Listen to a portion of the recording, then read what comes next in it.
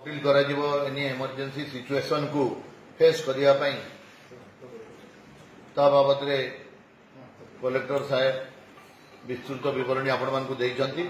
आमर पक्षर रहबो जे NCC NSS जोटा पचारुचली जे स्टूडेंट माने इन्वॉल्व रहिबे कि एनसीसी एनएसएस विभिन्न एनजीओ संस्था एवं क्लब मानक मध्य आपको इन्वॉल्व करा जिवो एथिरे ए मॉक ड्रिल पई लोक माने भयभीत हेबार कथा नाही इटा गोटे आगकू किसी भी इमरजेंसी सिचुएशन हेले ताकू को परीक्षा हिसाब रे फेस करा जिवो सेति पई समस्त को सचेतन करिया पई एई मॉक ड्रिल रा आयोजन करा जायछि केमति कोस्टल सिक्योरिटी रहइबो कोस्टल सिक्योरिटी रहइबो कि सेई पारादीप हमर होछि गोटे इंडस्ट्रियल बेल्ट से इंडस्ट्रियल बेल्ट रो सुरक्षा पई हमको सबले सजग रहिया पई पड़िबो तथा कोस्ट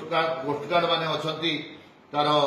कोस्टल सिक्योरिटी अछंती सेपारेट से समुद्र भितर पूरा 100-200 किलोमीटर पर्यंत ये पशिब जापर राडार भी अच्छी सब अच्छी तेणु कोस्टल सिक्योरिटी भी इनवल्व अच्छा आम मेराइज पुलिस स्टेशन गुड़ाक समस्ते सजग रही बहुत जगह मत्स्यजीवी मैंने आसुच्च धरा होती कोस्टाल एरिया एसएमए कहतु कहतु बर्तमान से तो भेरीफाए कर देशर भी कौन बोलिक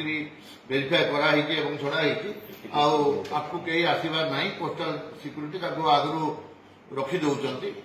तेणुक आम किसी आम मॉक ड्रिल लोक जनसाधारण को आमर अपील रहा कि कई भयभीत हूँ ना समस्त को सजग करने मॉक ड्रिल आयोजन कर नियोजित है सर पुलिस केते नियोजित है से बाबद किसी कह